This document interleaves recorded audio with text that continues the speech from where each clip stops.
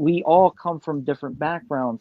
So we have to be able to relate to one another. We're not all the same. We're not, even white folk are not all the same. Just speaking of those of us here, we're different. And that's, we want to present the message to the people who are like us, and we're not all the same. Right. Right. Well, do you have any thoughts on what would be the best way to give the message? CJ? For me, the best way to spread the message of Islam is to live the message of Islam. Mm-hmm. If somebody sees what you're doing, like for instance, me, I have a shaded past. Anybody who knows me from before, they see what I'm doing now, and they're like, "Oh man, I'm proud of you. This is what you're doing." Blah blah blah. You know what I mean? So they see the difference in what the truth does to people.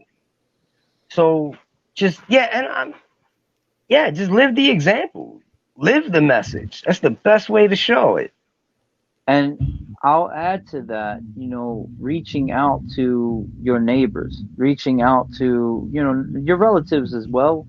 And that could be problematic in itself, but your neighbors, your relatives, and offering food, asking them, actually showing that you really caring, and then showing that you care, because unfortunately nobody does that anymore. And we had a neighbor at our old where we used to live a few years ago, and the neighbor actually wanted me to come over and talk to them about Islam.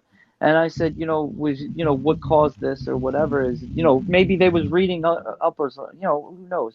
I said, yeah, but is there a reason? And they said, yeah, we want what you have, right? And that's really what it came down to, is that they saw something from my family, and I'm not making any claims. This is what they said. But they saw something and they wanted that.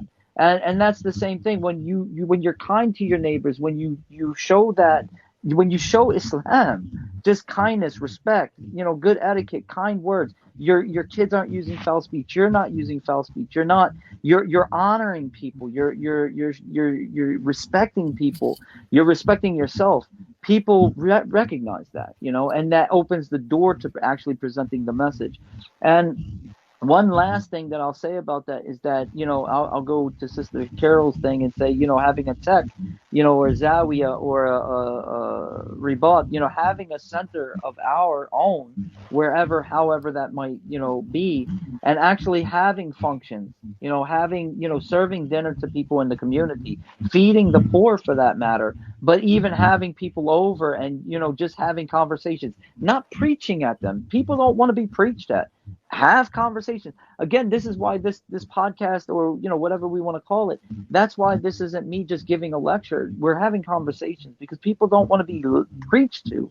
We want to have conversations with people, and that real humanizing, showing them humanity, right? Showing them our humanity, that's a better way of saying it, as a Muslim. That's really what's going to affect people's hearts and get them to think and ask questions. And at the end of the day, really, it's their asking questions that are going to lead to answers.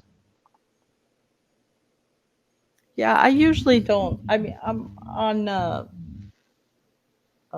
playing on the internet or something is one thing because these are uh, conversations on purpose. But I don't usually bring up anything about religion unless somebody asks me somewhere. Yeah, Like I don't say anything to anybody about it.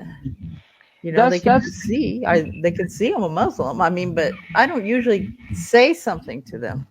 Like my my sheikh, my sheikh, my first sheikh, Sheikh Khalil Majlawi, may Allah preserve him. I mean, he said he never would miss an opportunity, even if he was on a plane, he would just break out into conversation with somebody about God, and it, not necessarily Islam, just reminding them about God, and I'm not that guy. It's not always easy, and people always don't want to hear about God. I find that rather than talking to people about God, sometimes listening to what they're going through and offering them solutions and offering them the solution, because Islam has the solution. So you don't have to say, Islam says, but offer them the solutions, because once you offer them the solutions, that's what they need in their life. They're looking for help. They're looking for help. And so, but we can't go, we don't go, we're not standing on the corner with a microphone like some people do. This isn't proper etiquette, in my opinion. I mean, God knows best. I CJ, you had was going a to